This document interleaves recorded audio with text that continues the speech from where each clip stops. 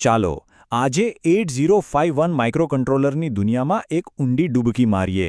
આપણે એ સમજવાની કોશિશ કરીશું કે આ નાનકડી ચિપની અંદર સમયનું સંચાલન કેવી રીતે થાય છે, એટલે કે આપણે તેના ટાઈમર્સ અને ઇન્ટરપ્ટ્સની વાત કરવાના છીએ, જે ખરેખર તો આ ચિપનું દિલ અને દિમાગ છે. તો આ જુઓ, આ કોઈ પરીક્ષા નથી, આ તો એક નકશો છે, એક ગાઈડ છે.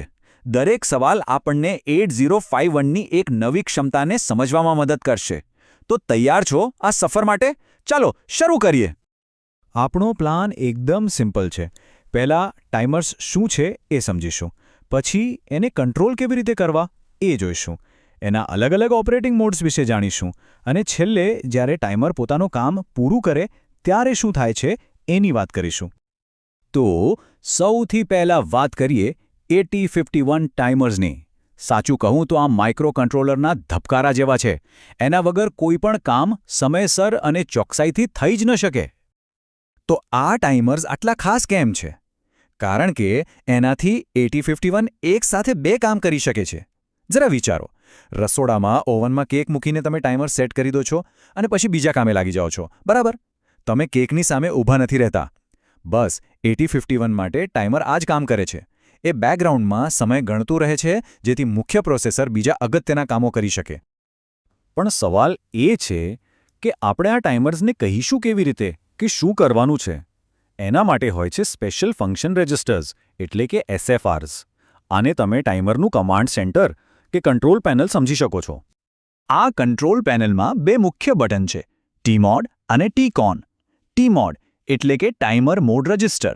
આ ટાઈમરનો મોડ સેટ કરે છે. એ નક્કી કરે છે કે ટાઈમર કઈ રીતે કામ કરશે, જાણે એનું વ્યક્તિત્વ નક્કી કરતું હોય. અને TCON એટલે કે ટાઈમર કંટ્રોલ રજિસ્ટર. એ પહેલું સ્ટાર્ટ અને સ્ટોપ બટન છે. ટૂંકમાં TMOD નિયમો બનાવે છે અને TCON રમત શરૂ કરે છે. આ સમજવું ખૂબ જ જરૂરી છે. ચાલો તો એક પ્રેક્ટિકલ સવાલ જોઈએ. જો આપણે ટાઈમર 0ને એક સામાન્ય 16 બીટ ટાઈમર તરીકે વાપરવું હોય તો TMODમાં શું ફેરફાર કરવો પડે? આનો જવાબ એના M1 અને M0 બિટ્સમાં છુપાયેલો છે. જાણે કોઈ સિક્રેટ કોડ હોય. આપણે M1ને 0 અને M0ને 1 પર સેટ કરવાનું છે. બસ આટલું કરતાં જ ટાઈમર મોડ 1માં સેટ થઈ જશે, જે સ્ટેન્ડર્ડ 16 બીટ મોડ છે. આ નાના નાના બિટ્સ જ ટાઈમરને સૂચનાઓ આપે છે. સારું, તો ટાઈમર સેટ તો થઈ ગયો. હવે એને ચાલુ કરવું છે. યાદ છે પેલું સ્ટાર્ટ સ્ટોપ બટન? હા, TCON. તો એમાં કયો બીટ છે જે ટાઈમર 0ને ચાલુ કરશે? એ છે TR0 બીટ. એને 1 કરો એટલે ટાઈમર ગણવાનું શરૂ કરી દેશે. પાછું 0 કરો એટલે એ ઊભું રહી જશે. ખરેખર આ એક સિમ્પલ ચાલુ બંધ કરવાની સ્વિચ જ છે. પણ TMODમાં હજી એક મજેદાર ફીચર છે. પ્રશ્ન નંબર 7 આપણને ગેટ બીટ વિશે પૂછે છે. આનું શું કામ હશે? અને અહીંથી વાત બહુ રસપ્રદ બને છે. ગેટ બીટથી આપણે ટાઈમરનું કંટ્રોલ બહારની દુનિયાને આપી શકીએ છીએ. કલ્પના કરો કે એક સેન્સર છે જે દર વખતે કોઈ વસ્તુ પસાર થાય ત્યારે સિગ્નલ મોકલે છે. એ સિગ્નલથી આપણે ટાઈમરને ચાલુ કે બંધ કરી શકીએ છીએ. આ રીતે 8051ની દુનિયા બહારની અસલી દુનિયા સાથે વાત કરી શકે છે. આ ખૂબ જ પાવરફુલ ફીચર છે.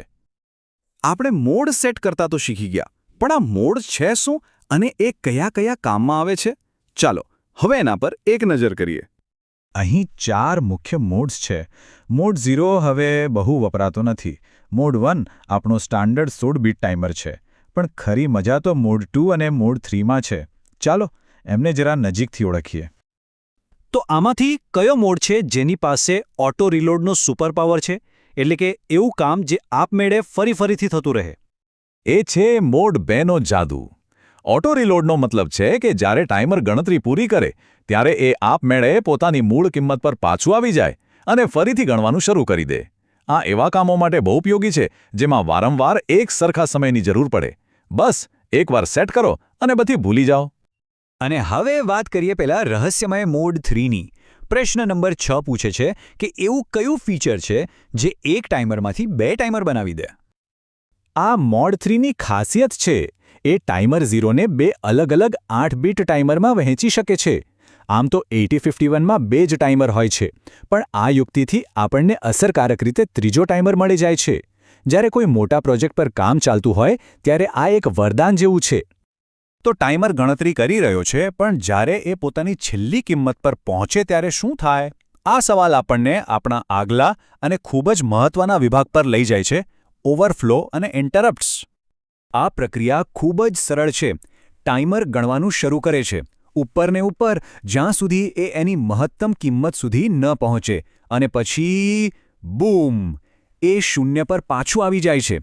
જે ક્ષણે આવું થાય એ તરત જ એક ફ્લેગ ઊંચો કરે છે, TF ફ્લેગ, જાણે કે એ બૂમ પાડી રહ્યો હોય, હે, મારું કામ પૂરું થઈ ગયું છે. પ્રશ્ન નંબર 5 બરાબર આ જ ઘટના વિશે છે. જ્યારે મોડ 1માં ટાઈમર ઓવરફ્લો થાય, એટલે કે એની ગણતરી પૂરી થાય, ત્યારે શું થાય? તો પેલો TF ફ્લેગ સેટ થઈ જાય છે. હવે પ્રોસેસરને આની જાણ બે રીતે થઈ શકે છે. એક રસ્તો એ છે કે પ્રોગ્રામ વારંવાર ચેક કરતો રહે, ફ્લેગ સેટ થયો. પણ બીજો વધુ સ્માર્ટ રસ્તો છે ઇન્ટરપ્ટનો. ઇન્ટરપ્ટ એટલે એક ખાસ એલાર્મ જે પ્રોસેસરને કહે છે, તું જે પણ કરી રહ્યો છે છોડી દે, અહીં એક જરૂરી કામ છે.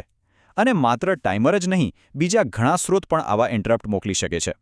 અને હા, એમની પણ એક પ્રાથમિકતા હોય છે, જેમાં બાહ્ય ઇન્ટરપ્ટ 0 સૌથી મોટો VIP છે. સરસ.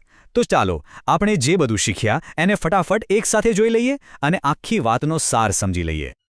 તો આપણે 8051માં સમય અને ગણતરી કેવી રીતે કામ કરે છે એ સમજ્યું. આપણે T-મોડ અને T-કોન જેવા કંટ્રોલ રજિસ્ટર્સ જોયા, અલગ અલગ મોડ્સની તાકાત જાણી અને ઓવરફ્લો અને ઇન્ટરપ્ટ્સનું મહત્વ સમજ્યું.